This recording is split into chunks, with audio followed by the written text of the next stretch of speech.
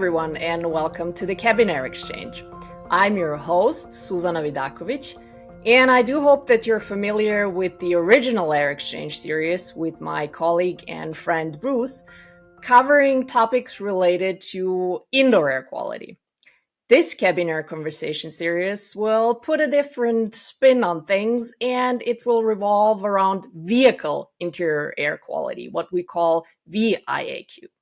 Our goal is to address different viewpoints on air quality in transportation by featuring a variety of expert guests that can give different perspectives on the quality of air in vehicles, public health, as well as different trends and technologies which can improve everything that I've just mentioned.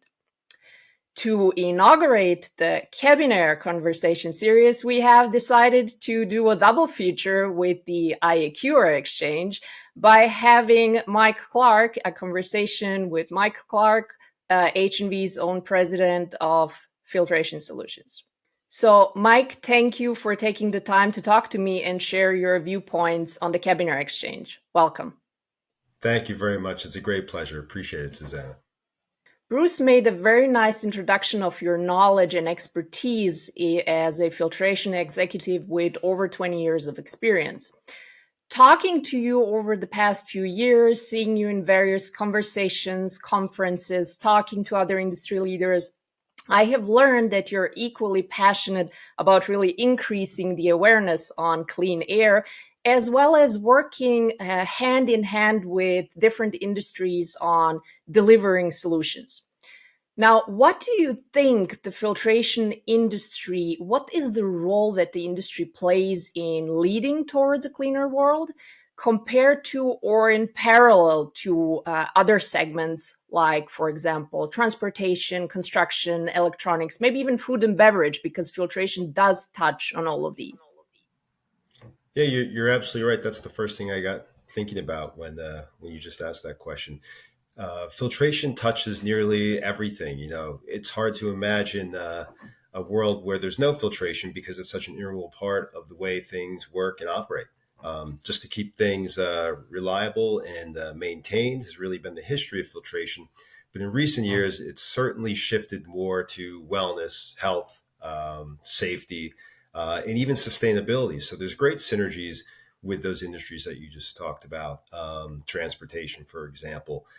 Filtration plays a major role in keeping transportation going, but it also plays a big role in lowering the CO2 footprint, or can.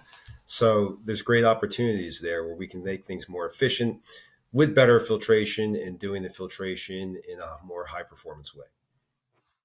And interesting that you touch on these, just to add. So both, for example, health and sustainability, those are actually mega trends, and they cover all of the industries that we can imagine. Now, on a more personal level, could you tell me what drives your belief in filtration? Maybe why is filtration something that should become a standard gadget in our day-to-day lives? Yeah, sure. Just keeping it to the IAQ piece of it, because I could talk all day about all the different applications that filtration's in. Indoor air quality, really, it's so easy to fix. The solution is simple, and it's so inexpensive relative to the benefits it has. So it's easy to be passionate about that. When you think about how easy it is to put a solution in place to make the air quality healthy and nearly perfect. I would say one of the reasons you and I are talking here today to really raise the awareness and talk about how great filtration is. So now let's move to more specifically to the topic of air quality in transportation, in vehicles. So air quality in buildings has gained more attention since you and I last talked about it in a similar format. And I would say especially due to probably the recent pandemic. However, air quality in vehicles is still not so prominent, and it seems to be lacking the proper attention. And why do you think VIAQ, so vehicle interior air quality, is treated with lesser concern? Is it simply a lack of awareness, lack of knowledge? I think it's both of those things. It's a lack of awareness, a lack of knowledge. We were probably that way with indoor air quality for buildings maybe 10 years ago. And it's taken a long time to catch on. I think about to when I was a kid and you could smoke in public places. You would go to restaurants and there's a smoking section, and then literally a couple feet away, you're sitting there and the person behind you was smoking. So, it took a lot of awareness to finally get people to realize, hey, that's not okay, and we can do something about it. The solution's quite easy. Same kind of thing is just starting to happen for buildings, and it's a little bit lagging for vehicles. And the problem's the same. The health risk is the same, or maybe even greater, because of the typical air quality that's just outside a vehicle on roads, for example. So we ought to do something about it and drive some awareness that way. Well, you made a very good point during your IAQ interview with Bruce. We need to simplify the messaging around air quality. So, away from our geeky filtration language to get more people involved, to help people understand the topic, to help them make their own decisions. Now, where do you think legislation and policy play into this? Certainly, that would be a really quick way to put the right standards in place. But I think the first starting point has to be around agreement on standards. What is good air quality? What is a reasonable expectation? So that requires lots of conversations around, well, what's the right way to measure that? What's the right way to test that? How do you ensure it? And it's not as easy as just saying, hey, you have to have this efficiency in your filter. It's a bigger, deeper problem that has to be solved, but relatively easy to solve.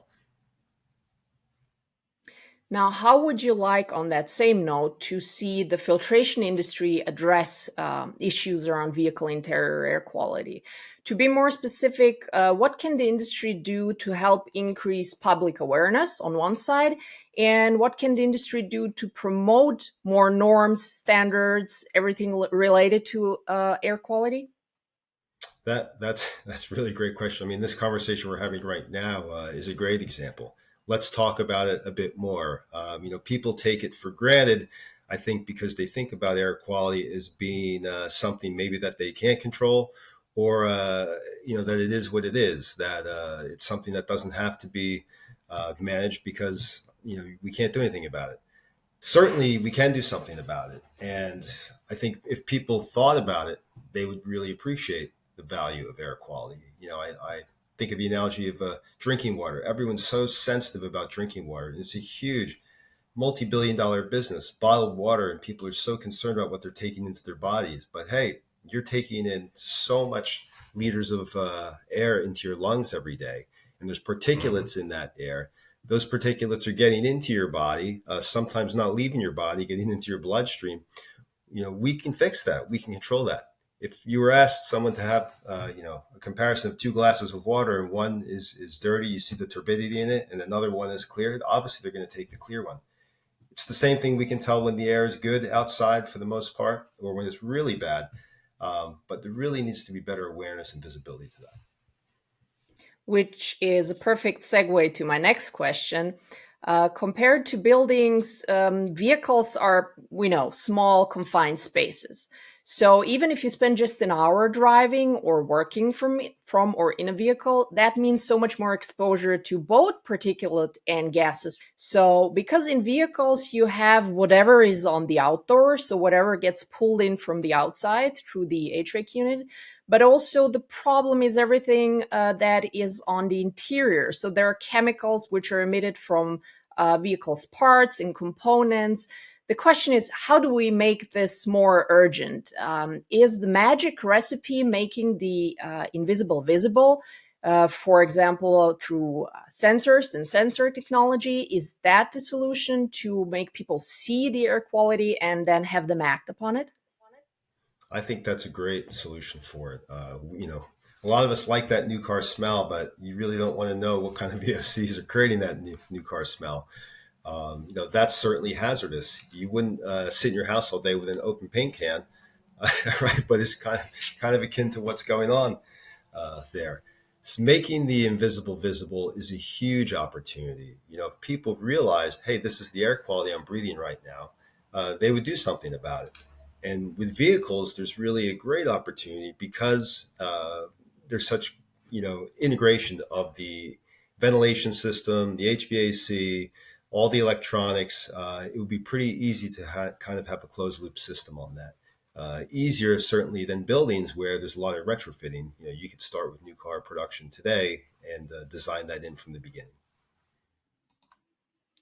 It will be interesting to see how the user behavior will play into this, because recently we've seen a lot of changes there where people really want more connectivity, I'm going to call this, in cars. So we're hoping that it's also going to go more towards more sensor technology in the car.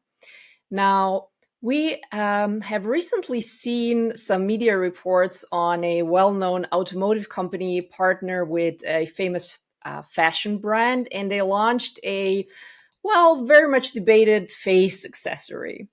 And given that we have in the motorsports, we have protective helmets forever now, which of course have a very different function.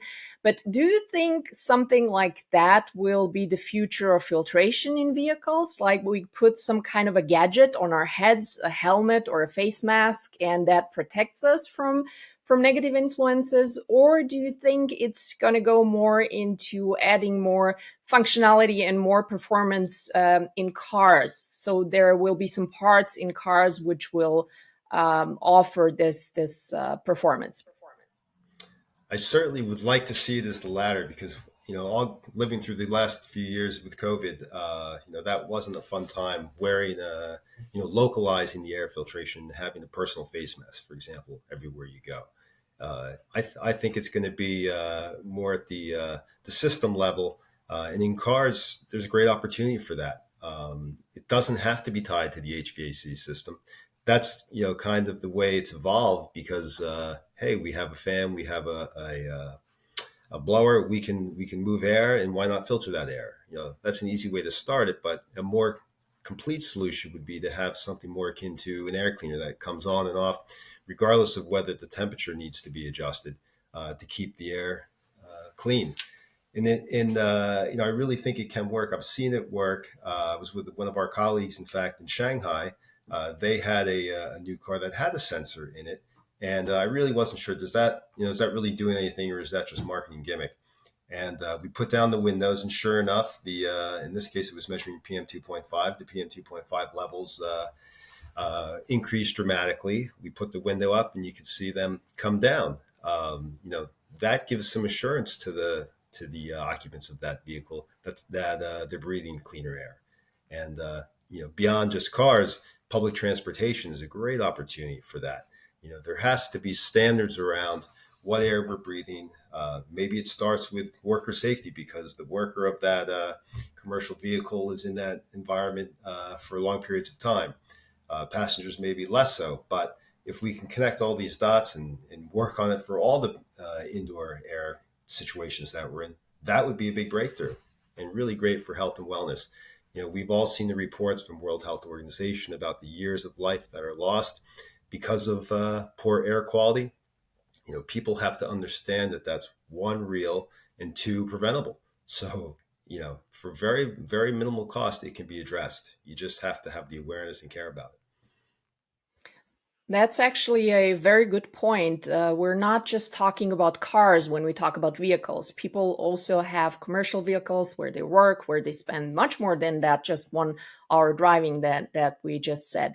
And then on the other hand, I also think this should be a good opportunity for the automotive industry and the OEMs to offer more air quality, I would say. I really like that idea. And that seems like something that should catch on. We see a little bit about that with, certain manufacturers in biodefense mode and that sort of thing. That's more than a gimmick. It doesn't have to be that extreme. Maybe there's a middle ground, but it's a real opportunity, I think, because people should care. And I think they will care if they know they can do something about it. Absolutely. Now, Mike, thank you for a great conversation, for taking the time to share your thoughts and educate our audience. Now, what would be your parting message, takeaway for our listeners from our today's discussion? I'd really like people to value indoor air quality, make it a priority. And if we're asking for it, the OEMs and the vehicle manufacturers and system designers will put a solution in there. That's a really great point. And our interview, our discussion today, our conversation today should be contributing to raising that awareness and having people look into different solutions. That's absolutely right. Thank you. Thank you again, Mike. It's always interesting and inspiring to talk to you, and I hope that we were able to motivate our listeners to learn more about air quality in vehicles. And as Bruce said, I'm also sure that our colleagues at H&VE will enjoy this double feature, at least as much as Bruce and I did, and I hope you as well. Absolutely. Yeah. Thanks again so much. Really nice to catch up with you. And to our listeners, thank you for tuning in for the pilot episode and accompanying us on our Air Exchange series. Please do subscribe to our YouTube channel and forward this episode to anyone you think will find it interesting or educational. I'm your host, Suzana Vidaković, and I'm very much looking forward to our next episode and next guest, and see you all soon here at the Cabin Air Exchange.